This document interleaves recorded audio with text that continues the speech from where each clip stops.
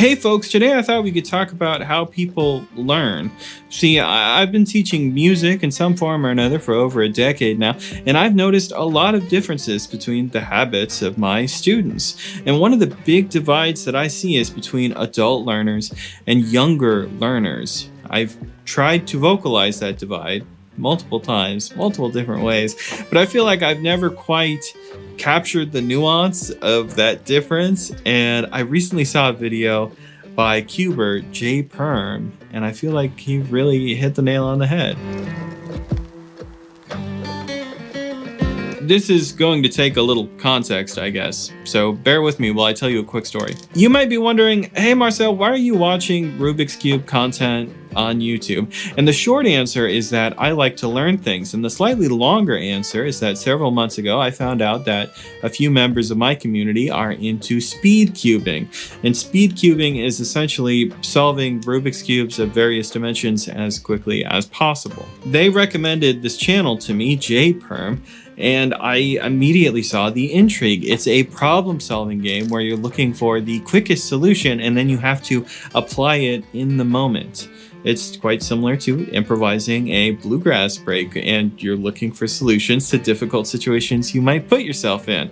Now, unfortunately, the only cube I had at my disposal was from my days working at a toy store, and it is this Rubik's brand 2x2s. It's not ideal, but I don't want to spend $100 on a fancy cube. Maybe sometime in the future. Now, I saw that J Perm had a few tutorials on how to solve a 2x2 Rubik's Cube, some beginner methods, some more advanced methods, but I thought this whole process would be much more rewarding if I learned how to solve it myself. So let me show you what I found. So one thing that I noticed is that J Perm likes to start his solves with white on the bottom. So I'm picking this white square and I'm going to put it on the bottom here.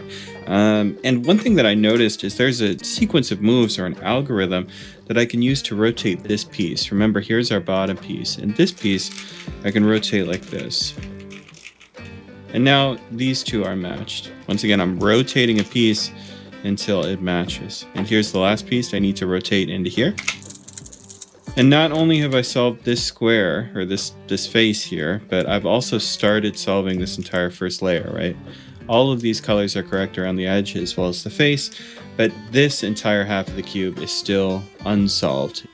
I can see that yellow is the one color that all of these squares have, which means yellow is on this side, which is kind of a fun deduction that took me much longer to figure out than I'd like to admit. The thing that we're trying to do now is we're trying to get all of the unsolved squares at least in the correct location. So for instance, you can see that this one is in the correct location. Remember, this square has white, green, and red. I already have green and red, and there's yellow, so green, red. This square just needs to be rotated, but it's in the correct location. This one is not in the right location, right? I got green and orange and blue and red. That's not gonna work. Orange and blue, not gonna work. Same here, not gonna work. So I only have one square that's in the right spot. So I figured out that you can do another, I suppose, an algorithm, and this is the one that took me the longest to figure out. So if I rotate this top, I can get this square out of the way, so I'm not going to mess with it. Now I'm going to spin everything else, and I'm going to bring up the bottom and even mess up the bottom a little bit. This is the idea. And then I reverse those moves and take it back down, and you can see this square is still in its correct solve location, but all of these other ones have moved around. Well, all three of these are still wrong. We need to do it again, so let's do it again. So I protect this one. I go up, right, up.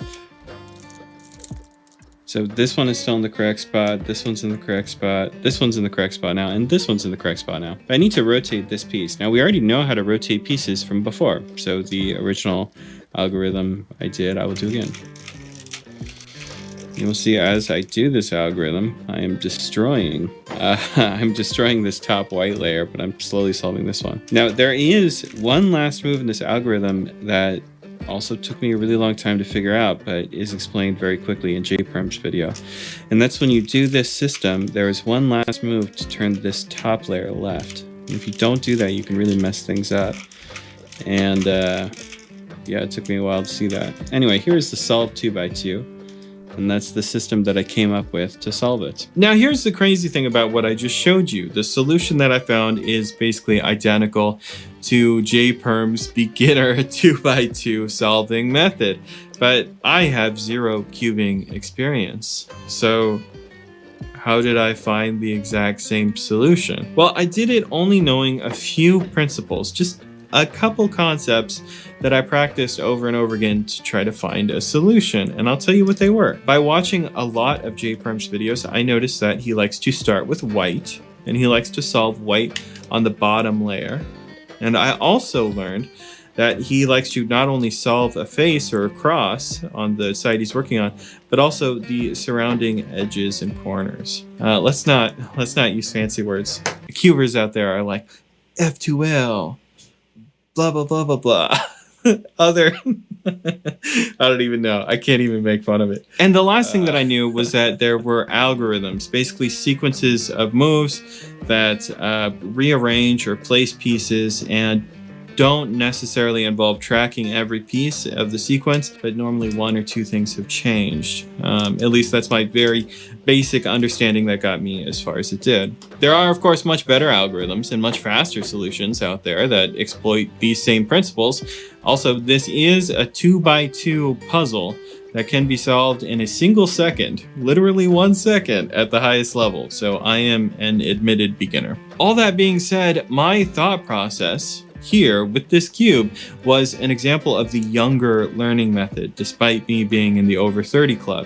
Now, I'll let J-Perm say that in his own words. In older cubers, we tend to see more of the studying, and in younger cubers, we see more of the practicing. So that shocked me when I first heard him say it. Like, whoa, that is such a clear explanation of this phenomena, and I just have never said it that way or heard it said that way, and I love it. Let's relate it back to music, since that's what we're actually here for. Older learners like picking up new tools and concepts over and over again, but they rarely practice them to the extent that they need for those tools to be actually useful. So you might hear older players say things like, I'm learning all of my modes, I'm memorizing all of the notes up and down the fretboard, I'm really trying to expand my lick library. It's like they're constantly doing these projects that they think are finally going to fix their playing. At its best, these players aren't very good at playing in like live scenarios or improvising things. They're not great in the moment, but they have a lot of knowledge that they might be able to share with others. And that wealth of knowledge can be really cool. Now, at its worst, the failure of these older style learners is that they're constantly looking for like a secret band-aid that will fix everything about their playing. Oh man, if I could only play folded scales all over the fretboard, then I could really improvise. If I only knew blah, blah, blah, blah, blah, then I'd finally be able to blah, blah, blah, blah, blah. And unfortunately, this just isn't the case. None of those are ever true. That's never the case. All studying and no practice leaves you with a lack of hands-on knowledge and real-world application, right? That should be obvious to us. So the older learner never learned how to solve a 2x2 on their own. They just looked up the tutorial. They probably looked up 20 tutorials. Younger learners like practice. They enjoy the grind, and they don't feel the need to pick up as many concepts. Instead, they take a small amount of concepts, keep working them. So lots of younger learners might not know all their modes, won't have a huge backlog of licks they're trying to learn, and they won't be hunting for the next greatest thing to fix their playing, but they could smoke you in a jam. Right? Instead, they take what concepts they do know and they practice them. And at its best, these players will have the few things they do know, and they'll use them so effectively everywhere that they'll seem like really well-rounded players. At its worst, younger learners will learn 3 chords and a pentatonic shape, and they'll never pick up a new concept again, and instead they'll be playing Green Day for the rest of their life. Meaning, if I stayed the path of the younger learner, I would never learn any more efficient ways to solve this 2x2, and instead would continue solving it in the long-winded way that I first discovered, slowly looking for tiny time saves rather than reinventing the whole method itself and learning a new concept. Now, remember that the young and old ways of learning don't necessarily correlate to your age. That's kind of like a broad generalization of things that we've seen in students for sure. At least I've seen, as well as JPerm, because those are his words. If you are a younger player, you might have an older learning style. If you're an older player, you might have a younger learning style. Don't get caught up in that. In fact, I bet you can already tell if the majority of the practice that you've done is in the older learning method or the younger learning method. In fact, if you're feeling really good about the category that you've now self-labeled as and has become a part of your identity, let me drop a bomb on you. Neither of these learning styles are any good. Both of them are suboptimal, and neither of these learning styles take you all the way from beginner to expert. Just doesn't work. If you're a younger learner, you are going to get stuck at some point because you've exploited the principles you know and understand to their maximum. There's nothing else to do. That might take a long time. It could take years and years and years, but it will happen eventually. And when it does happen, it's time to stop practicing and to start studying. You need to find concepts that players around you use that you are uncomfortable with, and you need to start practicing them.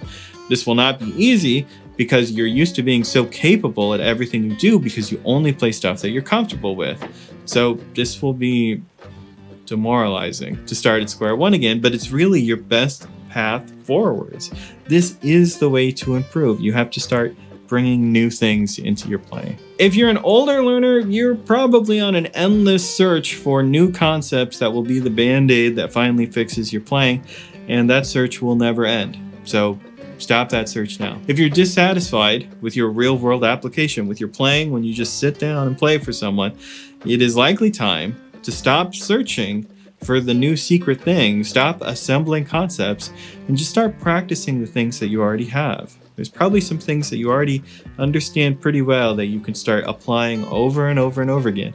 As if it's the only tool in the toolbox, you're going to get so good at using it over and over again. I can just imagine myself telling this to certain students and they're just zoning out. They're just not listening to me. Stop bringing on new concepts is the goal. Remember that this is going to feel super monotonous at first. You're going to feel like you're not making any forward progress because you equate progress to just briefly learning about new concepts. That's not actual progress. You also need to apply those concepts. So even though it feels like you're not making any progress, it feels like you're just, stunting your growth by only working on one thing. This is what you need because you've never taken a concept all the way to fruition. You've only worked on them for short bursts of time. It'll make you a much more capable player, and you're going to hate me for a couple days, but I swear it's worth it. If you've decided that you do both learning styles in cycles, then congratulations. You might be good at dictating your development as a player, maybe. Your mission is to be more actively aware of when you need to switch. You spend a week studying one or two concepts, and then you spend a week applying one or two concepts, right? You do the older learner for a week, you do the younger learner for a week. Now, if you're learning 30 concepts and then only practicing 2 of them, or if you learn one new concept and you practice that one concept for months without picking up anything new, both of those are misses. Don't do that. That's not ideal. Anyway, folks, I hope you enjoyed this lesson on taking lessons, I guess. If you want to learn more about bluegrass guitar and mandolin, definitely check out the rest of this YouTube channel. You can also check out my website, lessonswithmarcel.com. I guess if you're interested in cubing, check out JPerm, but that dude doesn't need my help. He's got millions of subscribers. So I hope you all have a good one. I'll see you all next time. Bye.